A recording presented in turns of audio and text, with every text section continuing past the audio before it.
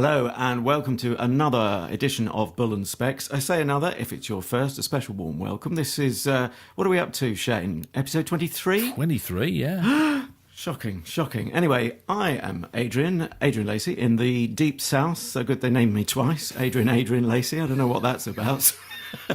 Sounds egotistical. And anyway, so I'm in the deep south, Kent, on the fringes of London.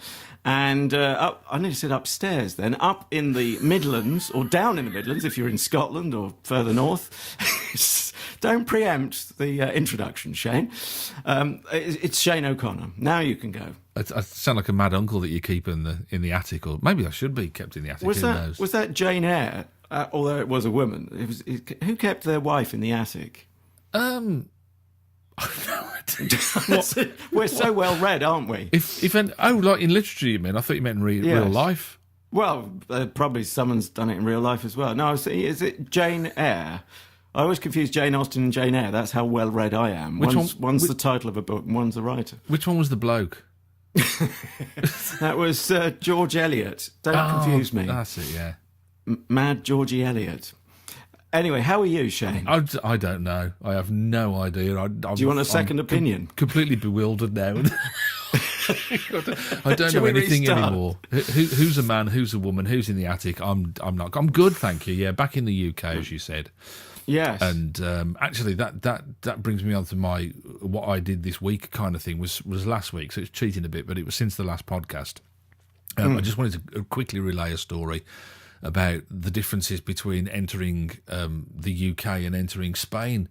It blew me away, actually. When we got to Spain, because we got an infant with us, they went, "Oh, carry on straight through. You go to this special one here," and they got us straight through. So at passport control, we just whizzed through, which was absolutely brilliant.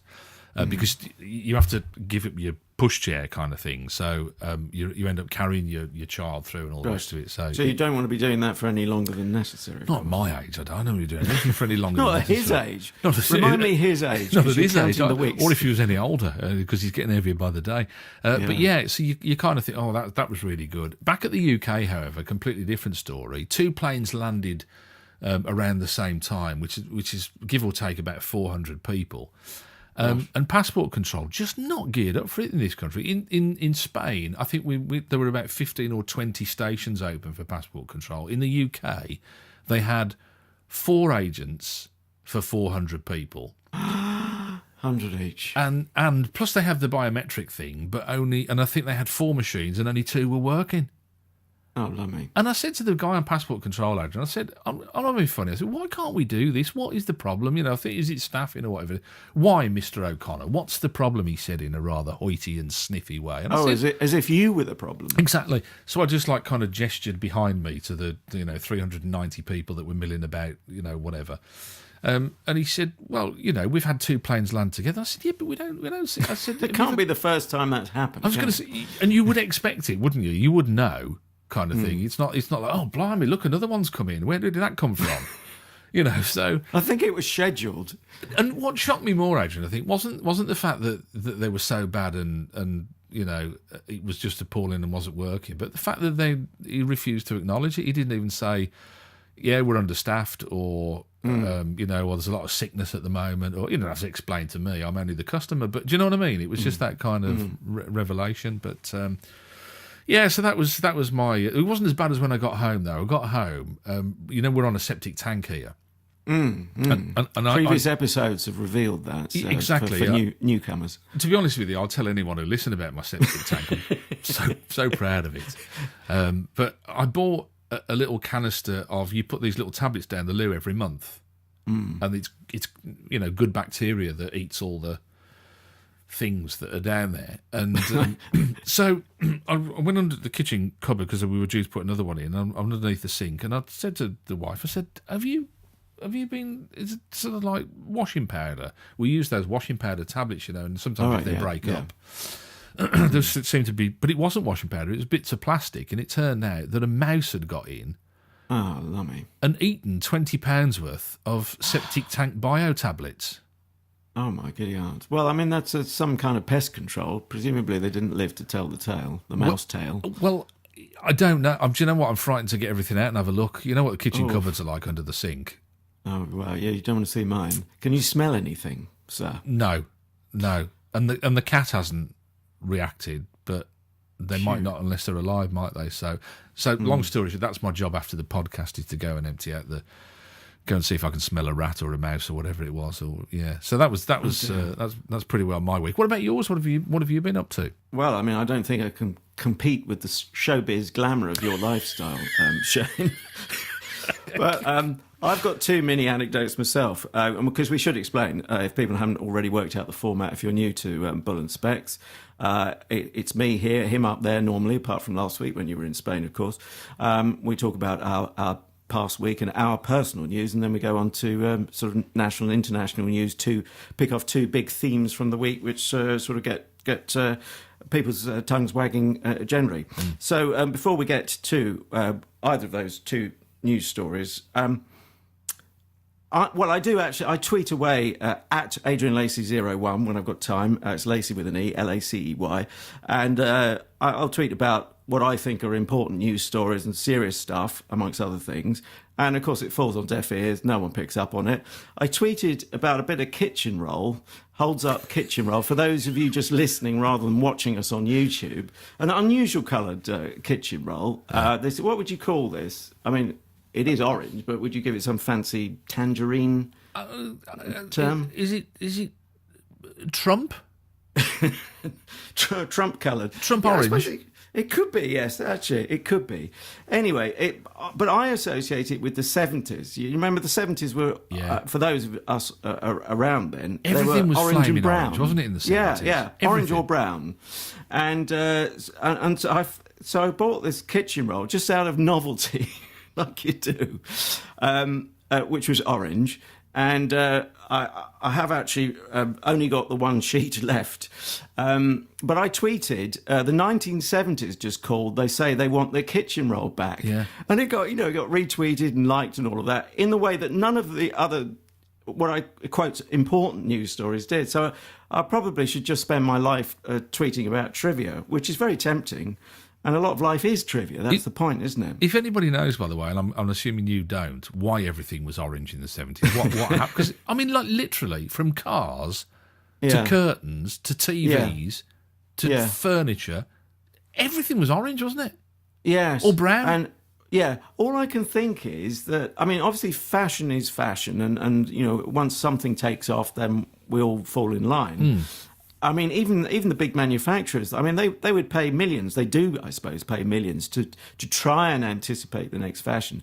I think if you look back to the 60s, was it a reaction to the multicoloured sort of hippie, paisley, late 60s multicoloured tie-dye psychedelic, and all that business? Yeah. I just wonder, but it doesn't fully answer it. I mean, because it could have been green in the 70s as a reaction to that. But you're saying that they had a meeting and said, right, now we've had far too much colour in the 60s, so the 1970s we're going with orange or brown. That's it. No other choice. Put your hands up. Anyone else? Anyone want to vote against this? And obviously no one did. Yeah. Anyway, that's that. The other thing, and completely disconnected, although if I can find a connection, being an ex-DJ like your good self, I probably will try and shoehorn a connection in. I went to see the Harold Pinter play, The Birthday Party, last week at, appropriately enough, at the Harold Pinter Theatre in London's thriving West End. Very nice. I have to confess, never seen a Pinter play before, but well overdue to see one. Because my dad, I'm not even sure he ever saw one. He must have seen something. Probably saw it on telly, actually, rather. Couldn't afford, because he was trying to raise me and my sister. Probably couldn't afford to go to the theatre. But he would talk, and certainly when we got older, he would use phrases like, oh, that was a Pinteresque pause. Or, you know, when we were having a conversation that we were at loggerheads and one person was talking about one thing and intercutting with something completely unconnected topic, he would say, oh, that's like Pinteresque dialogue. And so I grew up being sort of vaguely aware of this, but it's only when you go to see it that you realise how brilliant it's done, of course. And and some lovely, wonderful big names like Stephen Mangan, you may know from Green Wing or he's Episodes. Fabulous actor. He is fabulous. I love his. He does the what detergent adverts does he do? Oh, he's. Oh gosh, you he lost does me. Fairy Liquid, I think. He does the voiceover for that. He's a top class actor. That boy. Wouldn't it be good if he did kitchen roll adverts? Then I'd have got my DJ type link, wouldn't I? I think he might. I'll try and find that. Yeah. Zoe Wanamaker, she's a bit of a name, as was her dad, of course. Sam's daughter. Yeah. Yeah. And, oh God, I've tried. Oh, Toby Jones, who you can only get a commission on BBC Two for a drama if it's got Toby Jones in it. Yeah, he's the guy that's in The Detectorist, isn't he? Yes, and that very day, I think he learnt that he got a BAFTA for The Detectorist. I love that. It's a really nice sitcom stroke kind of drama, isn't it, kind of thing? I don't know if you ever watched it. It's fabulous. I saw the first one. I have to say I wasn't drawn in by the first episode, but I am tempted to go back because so many people say, "Oh, fantastic series." It's not going to crack a rib. No, but it's not designed to, is it? And But it's beautifully crafted you. and it's well written and it's very pleasant. You know what I mean? It's a nice and a great cast. Fabulous. I love Mackenzie Crook anyway, but a fabulous cast as well. Yeah. Oh, that's all. Yeah. Well, I love a bit of theatre. I do. Yeah, so, it's the first bit of theatre I've seen for ages, but it sticks in the mind. Can I just say, though, you sit there bragging, your dad wasn't the only one who made Pinter references, because my dad very often would leave a note out for the milkman saying, 1 extra Pinter. Oh! This is the Bull and Specs podcast with me, Shane O'Connor, and him, Adrian Lacey. As he mentioned a little bit earlier on, we give you an insight into some of the stuff we've been doing in the week, and then grab a couple of stories that have got our attention and chew them over. One of the ones I wanted to bring to the table this week, Adrian, was this guy Richard Osborn-Brooks, 78-year-old, who fatally stabbed an intruder during what's believed to have been a burglary at his home. The story, of course, has developed and has moved on. He's now subsequently been released with no further charges. And it's sparked a bit of a, I was going to say outcry, but a kind of a howl of support, I suppose, on social media from people saying, largely, I think, was saying, well, an Englishman's home, etc., etc. And of course, it brings that debate again, doesn't it? If somebody breaks into your home, are you allowed to, or should you be allowed to do whatever it takes to defend? Because at the moment, the law says reasonable force, which of course is open to interpretation. But it's that debate started again, hasn't it? Really? Yeah. An interesting one. I have to say, my first thought was Lummy, someone who's 78 killing someone who's 37. Yeah. That for me was the top line initially, personally, that could happen. Depends who's got the knife, though, doesn't it? I suppose, really. Well, yeah. But to have I'll use the term the gall to do it. At that age. I wonder, because I thought about this, and I wonder whether once adrenaline kicks into the body, I wonder whether this happens, and I guess I don't know if we'll ever know the real circumstances of what's gone on, but I wonder whether this happens almost on like a primal instinct rather than if you asked him afterwards, what did he do? He probably wouldn't be able to tell you because it was just a reaction. Yeah, who knows? We've kind of referenced it in other contexts that in previous shows that you and I, we weren't called up, we haven't fought a war. We're very untested in many ways, and certainly, who wants to be tested in this way when you have an intruder? You really don't know what you would do. But yes, it brought it all back, didn't it? And it made me sort of dig back to the farmer Tony Martin. You remember that case a few years ago? Yeah, of course. Yeah, I'd forgotten. But yeah, now you mentioned it. Yeah, he was the guy. He shot an intruder, didn't he?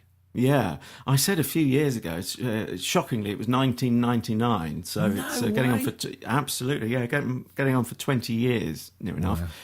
Yeah. But yes, this was a shooting, and critically in that case, he shot the intruder in the back. And layer upon layer, because he did end up in jail, this guy, as opposed to the guy who's been released without any further action this time around. But the weapon he shot the intruder with itself was illegal and Tony Martin, this farmer, had previously been done for a previous shooting. So that case is not an obvious read across, is it? It's tempting to think, oh, it's the same deal. No, and also, I mean, I think it's significant, the weapon as well. And I know this from a previous life when I used to train security guards years ago, believe it or not. That phrase itself is quite arresting, if you'll pardon the pun. Yeah. And we used to, part of the course was, the induction course was basic law so that they understood reasonable force. And one of the things there is the weapon, because when the CPS looks at whether to prosecute a case like this, they look at whether it be reasonable for you to have that weapon in that location. Now, in this particular case, it happened in the kitchen where you'd expect to find knives. Now, unfortunately for Tony Martin, there's no place in the house other than in a gun safe where you would expect to find a gun. And so I think that's quite telling as well, Adrian, is the fact that, is that if this had happened in a bedroom and he'd picked up a knife and used the knife to defend himself, it would have been viewed differently again by the CPS because of the fact that why would you have a knife in a bedroom? In the same way that if you carry a baseball bat in your car and you have a road rage incident and you attack somebody with a baseball bat, there's no way you could ever say that would be reasonable force, whatever the assailant had against you, because of the fact that you think, well, it wouldn't have been reasonable. Why would you? Well, unless you're you were off to a baseball meeting, or you're going to play in a team or whatever. So it's all about that kind of thing, really. And I think there was that element as well, was that in a way, the fact that it was in the kitchen, you'd expect to find knives there as well. But there've been people asking whether you should jump through those kind of legal hoops, whether it should have that kind of legal test, or it should be quite simply, if you find an intruder in your home, you are allowed to do whatever it takes, which is something that you're not allowed to do at the moment. No, but I have to say I do start to feel a bit weary about, we have seen this before. And I knew the tabloids would run with it big time. We can't defend ourselves, and there were extenuating circumstances anyway. This guy this time round is a carer. His wife is disabled. That's correct, isn't it? And so I think that gave it an extra twist. But you said. Words to the effect that it's a little bit vague how much force you're able to use, but it is deliberately vague, isn't it? This word reasonable. I rember it coming up in a contract with a certain broadcasting employer in past years. You could be expected to do reasonable amounts of overtime, and we used to say to management, well, "What's reasonable?" And they say, "Well, whatever is reasonable at the time." Yeah. Which you could say, "Hang on, it's whatever management want you to do at the time, whether that's double time." Twice as many hours as you already do. But it does give this wriggle room, as it were, for the law and for the CPS to say, and I think it's right. I think you do need that vagueness built in so that you can look at each case, judge each case on its merits, don't you? I don't know. I'm not. The thing that really troubled me was the guy, Mr. Vincent, I think his name is, who was the burglar, wasn't he? Yes. And I just read an article that said his extended family had been jailed for a total of 54 years for preying on elderly people in the southeast. Right. And so you kind of get a sense of the kind of person that you were dealing with, I suppose, by association in that sense. I don't think that would be unreasonable or a huge leap of faith, would it, to say, well, it is a family tradition, if not profession, of committing these kind of burglaries. Whether you have the time to say, oh, is this going to be reasonable? Like I say, if you're acting on adrenaline-fueled instinct, this is where I always have a problem with it, Adrian, is that I just kind of think, well, you should, the homeowner, the person who is in their own home, should always have more of a benefit of the doubt than the person who has gone to break into a premises or gone to rob or burglarise a premises, because they're just quite simply, one is doing a law-abiding activity and the other one isn't from the get-go. Yeah. Well, I went to the trouble of looking up the definition on the government website, no less. Yeah. And it's worth reading this out, because this is where I get a bit weary, because the tabloids sort of behave as if there's no room for you to defend yourself in your home. And then there's this great splash. I know they want to sell papers, and I'm in the news trade myself, a part of my working week.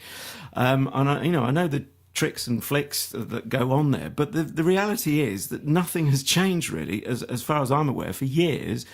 That you're not forbidden, your hands aren't tied, literally or metaphorically, to use reasonable force. So here it is. The headline is using reasonable force against intruders. You can use it, to go on to read the next paragraph, you can use reasonable force to protect yourself or others, and that includes his wife upstairs, if a crime is taking place inside your home. This means you can, bullet point 1 and 2 here. Bullet point 1, protect yourself in the heat of the moment. It's even got the phrase there in quotes, so presumably it's written into the law. This includes using an object as a weapon, precisely as you said. Yeah. Bullet point 2, stop an intruder running off, e.g. tackle them to the ground. Yeah. I will just finish this. But you couldn't stab somebody if they then started to run away. And this is where I have a problem with it. Is that it's like reasonable force is deemed as only the same as the force that's used against you. So if somebody's hand to hand against you, then reasonable force is hand to hand. But if you've got a knife, that could be deemed not to be reasonable force because they didn't have a knife. Well, it could be, yeah. That's the key word, could be, but it wasn't in this instance, was it? No, I know, but do you really want to roll the dice on this? I mean, you could have lost your life in this situation, and the CPS are rolling the dice on. Well, if the wind's in the right direction, we might prosecute you. If not, we might do. It's not. That's not acceptable to me. Well, but that's a loaded phrase, isn't it? Wind in the right direction. Should we point out what needs to be pointed out, that if you use a knife against someone, that knife can be taken off you and used against you. So it's worth bearing in mind. I wouldn't recommend it, and I wouldn't have confidence myself. Not being the what's that phrase from the Kinks? Lola, Lola, Lola. I'm not the world's most physical guy. I love that phrase because I think he's probably singing about me there, albeit he's singing about some cross-dressing Lola. Everyone's got to have a hobby, haven't they? That's what I say. Well, each to their own. I'm going to just finish this thing. Go on. I won't say if it kills me, but there's no specific definition of reasonable force. This is coming off the government website again. It depends on the circumstances. If you only did what you honestly thought was necessary at the time, this would provide strong evidence that you acted within the law. One final thing, if I may, one sentence. You don't have to wait to be attacked before defending yourself in your home. And that's where I get a bit depressed about the tabloids screaming, if I can use the phrase, blue murder, as if, you've got to sit there in your own home waiting to be killed yourself, waiting to have all your property or your treasured possessions stolen, and there's nothing you could do. It's nonsense. You can use reasonable force. What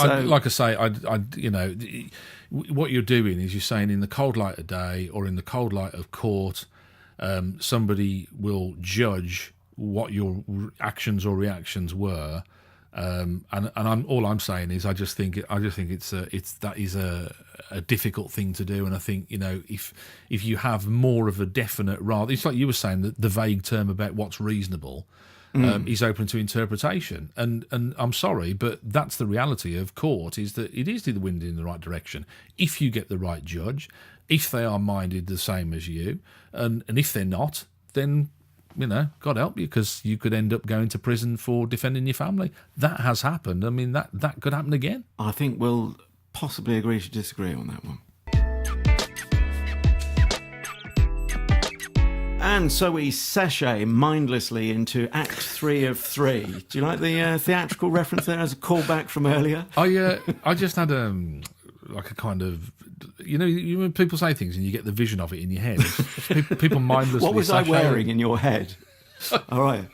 I love the thought of it. It's like a zombie dance. I love it.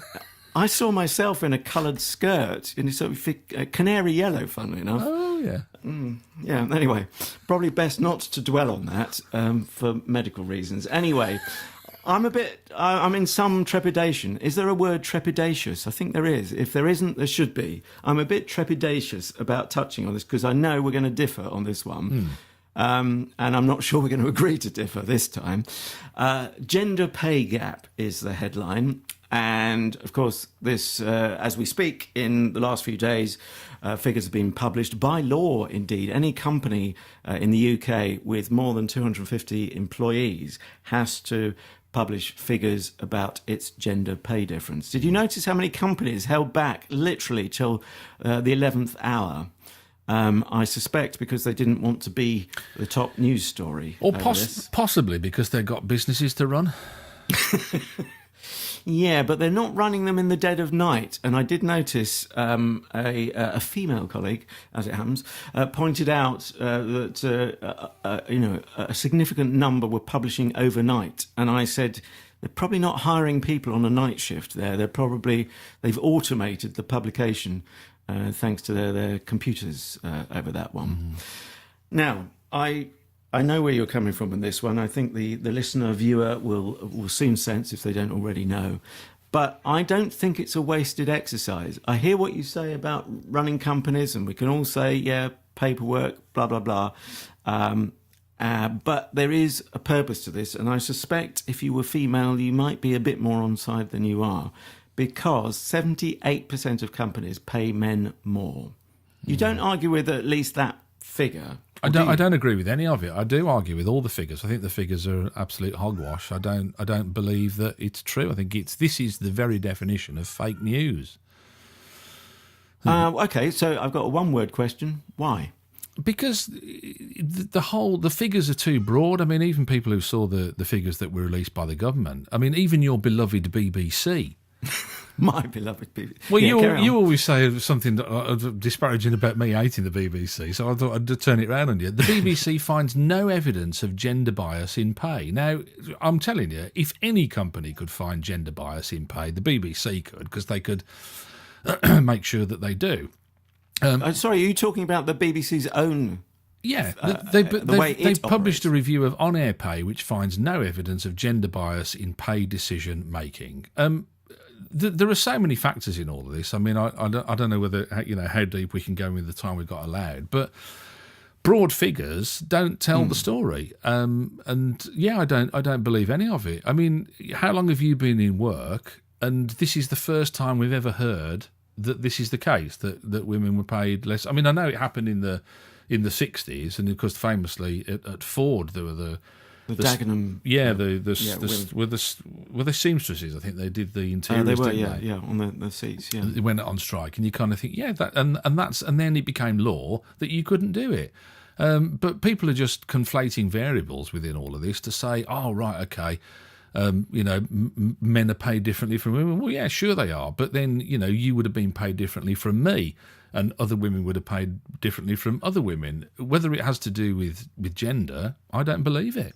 Well, look, if it was 51% of companies are paying men more than women, there wouldn't be there wouldn't be a story there. 78%. I hear what you say about. Well, you didn't use the phrase broad brushstrokes, whatever phrase you used. Yes, I'd go with that. Yeah. I hear what you say about that, Shane, but it's 78% of companies pay men more. If it was, I don't know, 10 to 20%, you could kind of lose that in the accounting.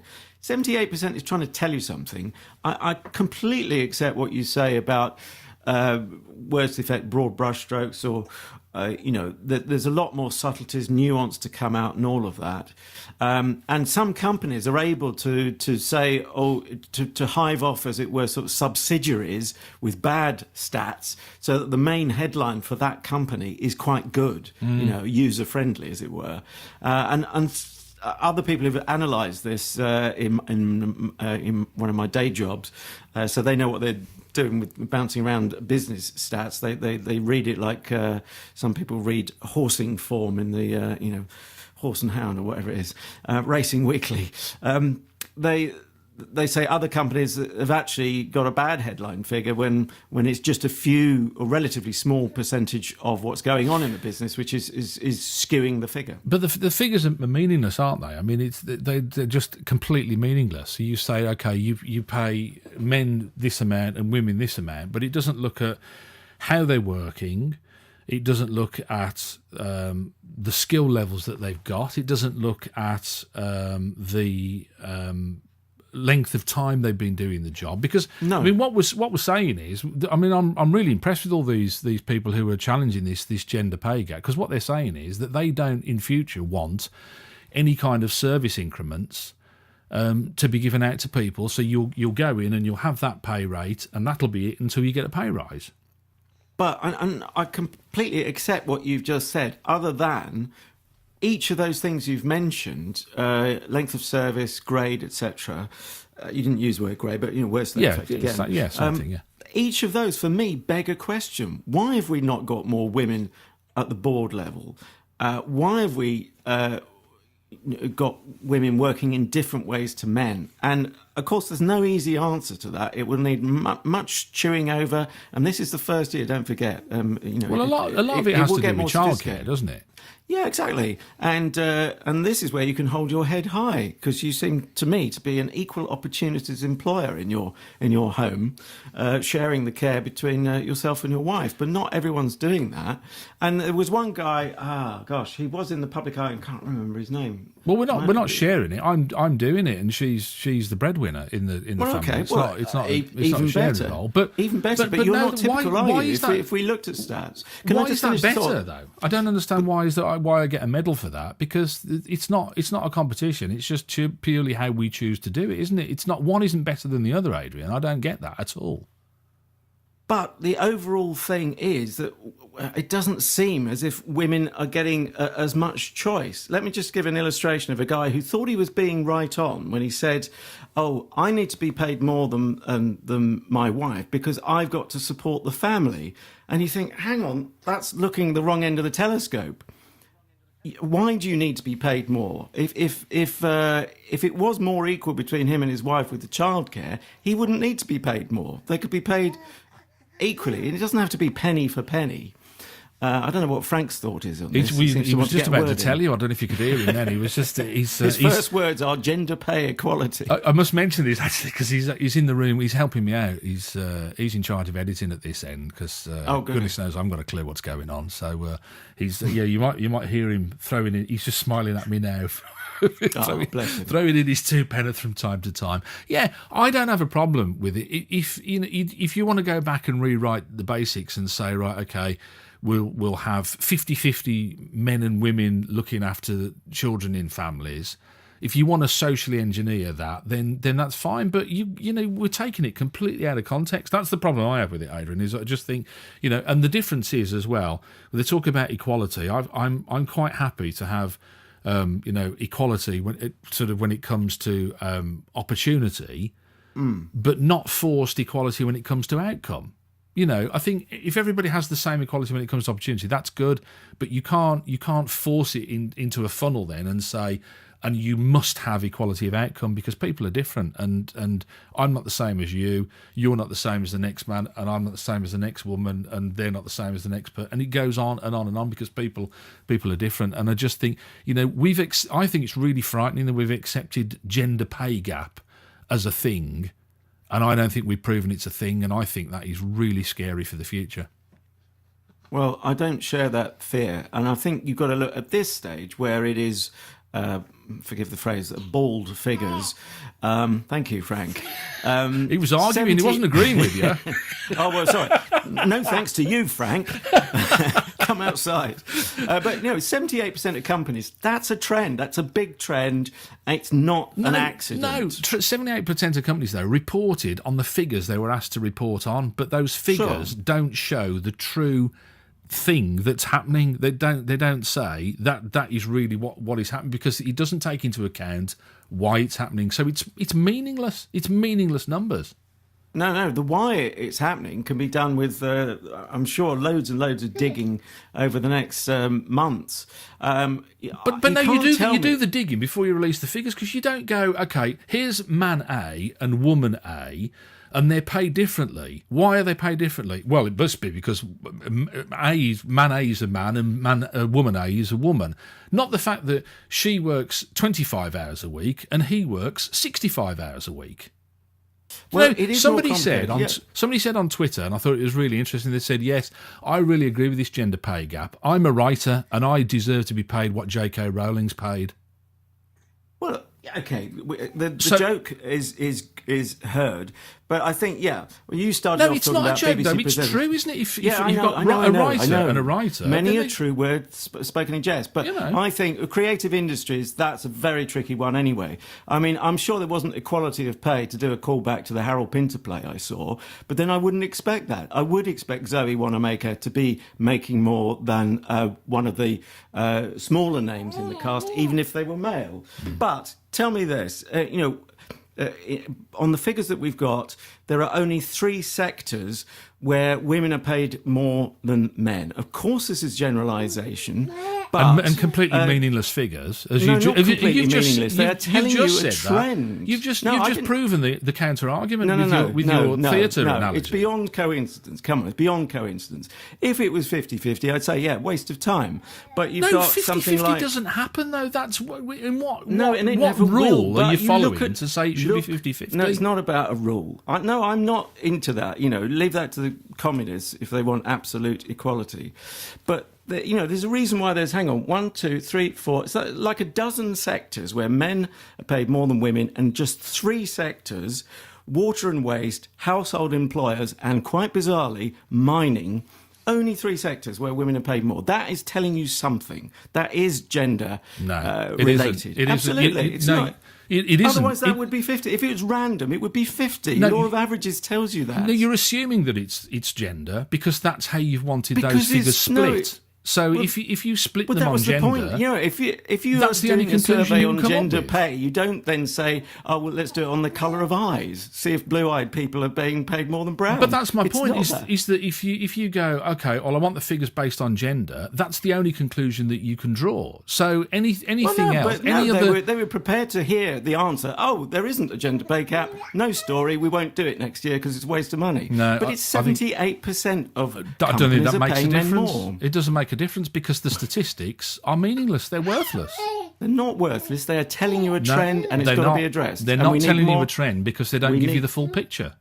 No, but they don't give you that's the point of a trend, isn't it? It's not the full picture. It gives you an overall generalised picture. It's rubbish. It's just rubbish. And the reason that the media go with it is because, as you know as well as I do, is because it's a story to run with. So you can go, right, how are we going to do this and how are we going to do that? And we can make this. Let's talk to somebody who's been in this and they didn't get paid as much as...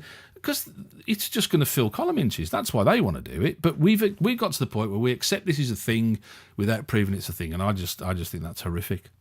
No, I accept it. It's not proven down to the last degree, but that asks for more stats, Nowhere not near. for fewer. Nowhere near. But the Absolutely trend, nowhere near. the trend is definitely, No. men being paid more than women. No, nowhere near. Nowhere Absolutely. near proven. Anyway, don't we've make run me out say of that time. phrase. We're going to have to agree to disagree. The 3 of us are going to have to leave it there. Thanks, Frank, for your help. You were no use at all, were you? He's smiling again. He just smiles, which is great. Whatever I say, he smiles. I love it. If you've enjoyed the podcast, don't forget there's lots of ways that you can listen and you can see as well. You can see us on YouTube. You can listen on Spreaker, iTunes, Stitcher and iHeartRadio. And of course, as you were saying, Adrian, I think in the last episode as well, we want you to spread the word if you can, don't we? Yeah, I mean, I think that's the greatest way to do it. A personal recommendation is worth a lot to us. Frank approves. And we'd love you to recommend us to friends and family and get involved in the debates. I am, as you've heard, on Twitter at Adrian Lacey 01. That's Lacey with an E. And you're at Shane on Air, are you not? I am indeed. That gets through to Frank as well if you want to send him a message. He's already starting to take an interest in my phone, which is a bit of a worry. Oh dear. Yeah, so slippery slope. Oh, I know. You think, wow, they start from young, don't they? With these. I put my phone by the side of me, and the finger came out, Adrian. This index finger, dear. and I thought, wow, that's scary. That's scary. Gosh. Anyway, until next time from the 3 of us, thanks for your company. And if you're just worrying about the gender pay gap on this podcast, all the men get paid the same. Yeah, absolutely. Nothing.